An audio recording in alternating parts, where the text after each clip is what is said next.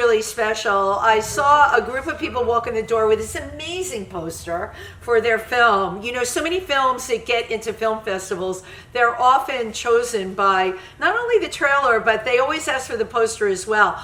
So this is the poster for Lines of a Woman, and I have the amazing person whose film it is with me, writer, director, Melissa Gagliardi. Welcome. Thank you, Wendy. It's so great to have you here.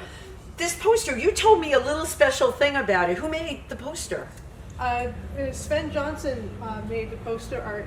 The concept of the idea of the two women by the door with the flowers over it and an artist painting. Beautiful. Was Robert McGinnis, and Robert McGinnis is the James Bond artist for the movie posters. So that's, wow, you know what? That was really smart of you, because you heard what I said, that people are often drawn to a movie by the poster. What can we say? It's advertising and marketing. You got to draw them in with the poster. So how did you end up becoming involved with the Black Bear Film Festival? Well, I have a family member that lives in town, and she said you should apply to this film festival. Great. And this is my first film. Yay! And I have been applying to, thank you, to many film festivals, but this is the oldest film festival, longest running. In Northeast Pennsylvania, and we celebrated our, this year, 25th anniversary. How cool is that? Right. So your timing was perfect, you know? Yeah, I'm very thankful, and it was very exciting when I got the news. This is great. Now your film, I haven't seen it yet. It's a short. 15 minutes. It's 15 minutes. So it's what I call that a longer short, because we've got shorts of, you know, I was just talking with Dennis, who's shooting our interview. He also makes shorts. He has an 8-minute short. Shorts can be almost long sometimes. But the thing about a short, you have to say everything you want to say in 15 minutes. And for you, this was your first film. Was that challenging? It was. It's very challenging to put a story that I want to tell together in this short period. Right, you got a 15-minute increment to tell your story, and it's like the clock is ticking. Yeah. Wow. So your film is going to be in the Triversity block tomorrow, and Triversity is the LGBTQ center, and I've been involved with it since the very beginning. I'm the only one that's still from our original group, and I do a podcast called Triversity Talk. I have lots of filmmakers, political people, and many people from the LGBTQ community that are making a difference out there. So you have an LGBTQ film. How is your film, do you think, going to make a difference, and what inspired you to make it? I think it's going to make a difference in how we talk to people, how we try to get to know others. I mean, this is between a therapist and a client, but what they feel outside of therapy is what brings them closer together, the dating, the making friends, the trauma bonding, and what happens to the client is that she put a video on with her long distance boyfriend, which she recorded, and then she lost her friends and school scholarship and stuff like that. And it's the recovery and how to find love after that, because it's a relationship and you want to trust somebody. Yeah. And it was her first time, as she says in the film, that she was showing her body to somebody.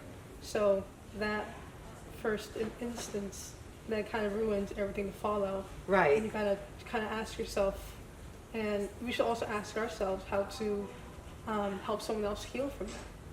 I love this, because this is something that really happened. Right. And you made a film about it. And we've been talking all day about how film can bridge religious differences, political differences, people talking to each other, having empathy for each other. You've obviously made a film that you are dealing with empathy. Why this subject? Why did this speak to you?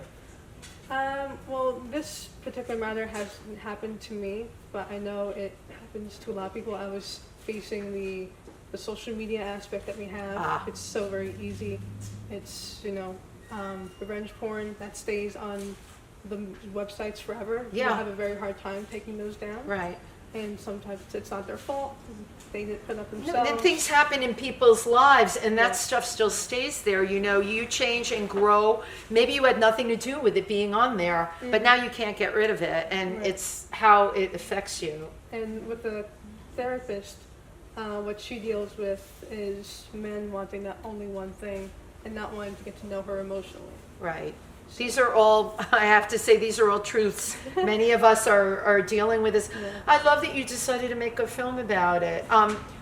Are you going to continue to pursue filmmaking? This is your first film. Right, I am going to pursue and actually have, as we want our films to do, is get us the next job. Yep. And I found I love it. Right. We call it getting the ball rolling. And that's what you're doing. You're getting the ball rolling here. You know what? The Black Bear Film Festival is a great place to do it. We're a very safe space, which Yeah. is really important. And, you know, watching the people watch the films here has also been inspiring. Really intelligent, introspective audiences. There are questions that I hear during the Q&A from the audiences is great, because, you know, any of us can turn on our TV nowadays, or even look at this stuff on our phone and want to put a bag over our heads, because there's so much noise out there.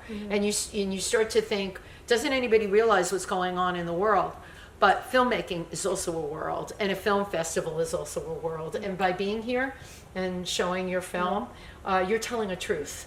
Yeah, and I just want to also say that my movie, I'd say it's a modern day coming of age film. Love it. Because she's a college student, and the therapist, you know, she's not much older, and we're all just facing new challenges every decade, every Yeah. 5 years, every year, every day. Yeah, I do think, though, my daughter is a little older than you. I think these are for kids coming of age now. I didn't grow up with the internet. You know, you had bad enough things and bullying and all of that, but now the fact that someone can use your image anywhere and use it not only to bully you, but they can ruin people's lives. And on top of that, like that wasn't enough, now we have AI.